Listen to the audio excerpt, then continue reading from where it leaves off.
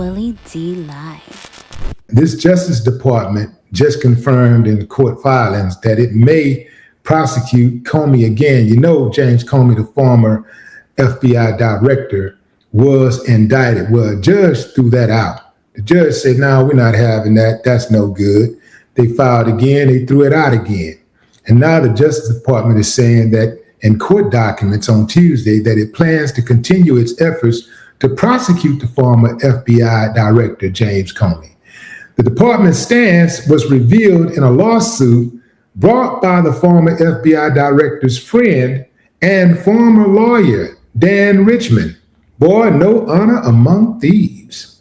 It comes 2 weeks after Comey's previous indictment was dismissed and after a judge put temporary limits on the evidence prosecutors can use in future grand jury proceedings. In the documents filed Tuesday, in a fast-moving court battle over evidence used to investigate Comey over his statements to Congress 5 years ago, the Justice Department refers to the situation as both a pending criminal investigation and a potential federal criminal prosecution. The DOJ wrote a federal judge that Richmond's lawsuit shouldn't be able to stymie a criminal prosecution. The lawsuit, the Justice Department wrote, is actually a collateral motion aimed at hindering the government from using Richmond's property as evidence in a separate criminal proceeding. The court that temporarily locked down evidence the Justice Department had from Richmond has effectively enjoined the government from investigating and potentially prosecuting Comey. Now, here's the deal. This is why this is significant, fam. You know how sometimes, like in regular criminal cases, you'll have somebody who is prosecuted and, for some reason, the case gets dismissed or the case gets thrown out or whatever. And because typically it's because the prosecution don't have enough evidence or they have some type of erroneous evidence, whatever it is, they don't have enough to bring the case forward. So what typically will happen is the prosecution, sometimes they're hell bent on punishing somebody. So they'll weaponize the judicial system to their benefit because they know they have unlimited resources. So they can just file and file and file and file and file and just wear you down, just constantly file to try to get you. If they can't get you on this thing, they get you on that thing. Can't get you on this, they get you on that. Can't get you on this, they get you on that. Now, Comey and his lawyers are saying, hold up, man, wait a minute, what's going on over here, man? This thing has passed the statute of limitations. So there ain't no case. It ain't no case, point blank, period. You cannot bring a case once it passed the statute of limitations. And what they're accusing the prosecution of is moving the goalposts. You don't say. Yes, the DOJ has faced major issues with the statute of limitations regarding James Comey. A judge dismissed his indictment because the 5-year clock likely ran out after the initial charges were filed just days before the deadline, creating a significant legal hurdle for any re-indictment, though the DOJ is exploring options to proceed, arguing the clock paused while Comey's team insists the time has expired. So here's the initial indictment and deadline. Comey was indicted in late September 2025, around the 25th, for alleged lying to Congress in 2020, just days before the 5-year statute of limitations would have expired.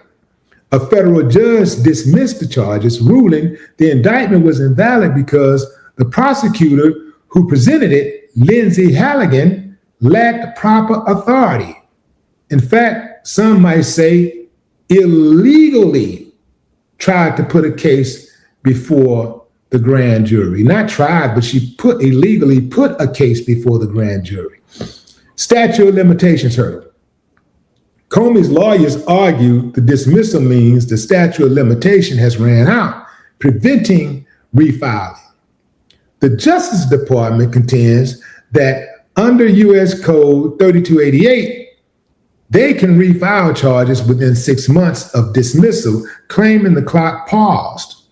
The DOJ is fighting the dismissal and exploring ways to bring new charges, but the statute of limitation remains a major obstacle. In essence, the DOJ wants to refile, but a judge's ruling and the expiration of the time limit create complex legal battles over whether they can legally do so. So the whole hang up here is, is it even legal to file against him? Because they're saying that the statute, this is Comey's team is saying that the statute of limitations is up. So ain't nothing else to talk about, man. Get up off me. Comey's team is saying, get up off our guy. Go find somebody else to mess with.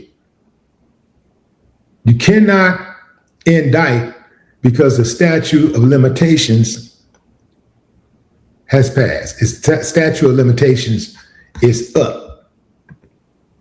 Boy, let me tell you something, fam, if you haven't been following it. Donald Trump wants James Comey badly. He wants Comey badly, man.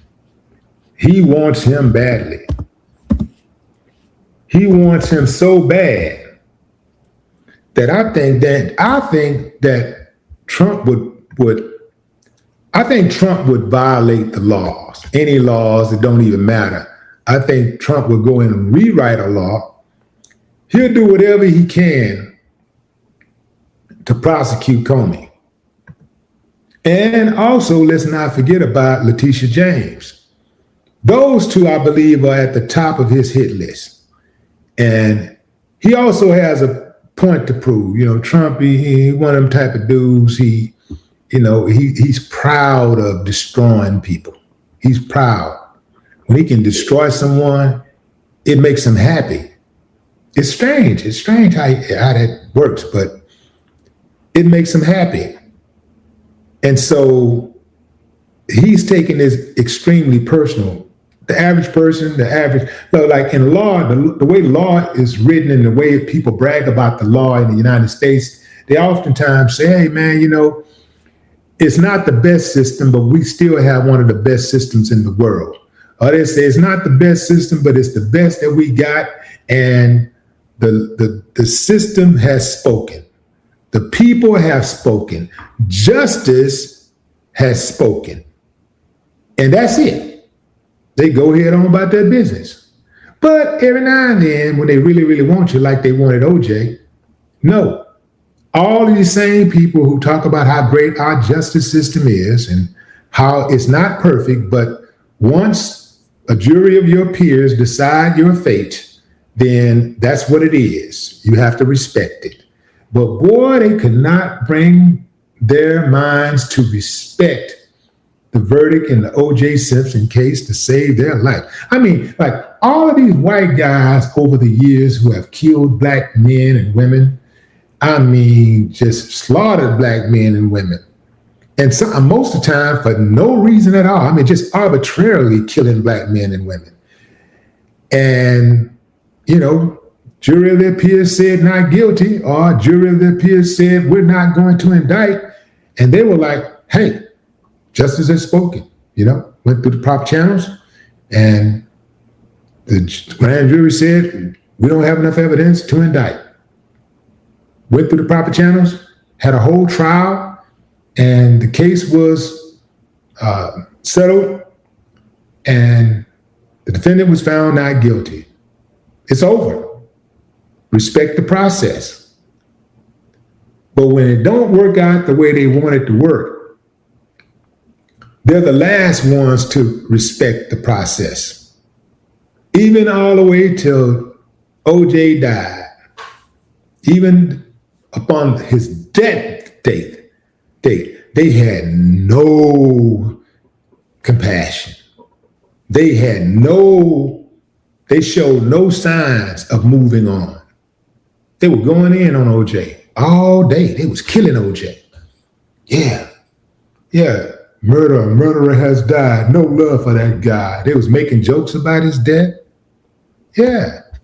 The same people who were screaming about how great this system is and how we need to respect the system and we need to respect the judgments that come down through the courts.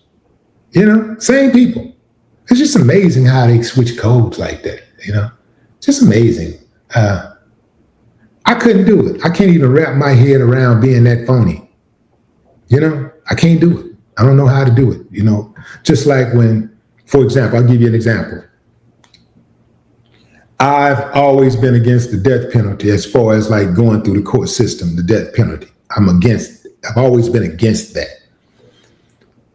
A guy killed my cousin. Now all of a sudden the death penalty is on the table. And now I'm thinking, well, I just want him dead. I don't care how he died. I just want him dead, right? I want him dead. So, street stuff happened, right? And stuff go on in the streets.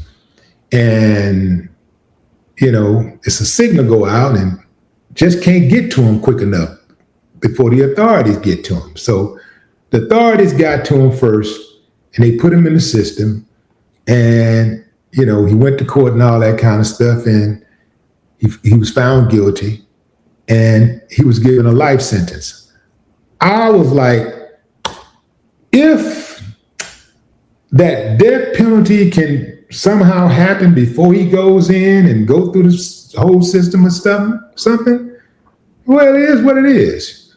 But if he goes through the system and he's found to be guilty, I don't want the death penalty to be on the table. I got to be consistent with that because it's bigger than me. It's bigger than me. It's bigger than my family. It's bigger than him, right? It's bigger than my dead cousin. It's bigger than all of that because there's too many Black people who have been killed through the years, who have been put on death row, innocent Black people who have been put on death row and were murdered by the government. And later they were exonerated. They were found not guilty. And there's also been a whole lot of people, a lot of Black people who have been exonerated, who were sitting in jail rotting for, years and years and years. And then next thing you know, they were exonerated. DNA evidence proved their innocence. That happens way more than you can imagine. So it's easy for us if we don't have a loved one who's in the position where they were falsely accused and now their life is on the line. If we don't have a loved one in that position, it's easy for us to say, hey, man, that's just what it is, man. It's sorry it happened to him, man, but we got to keep this death penalty thing going, man. We got to keep that going. Like now, one innocent life is not worth losing one innocent life. Murdering one innocent person is not worth having the type of system that we have, in my opinion.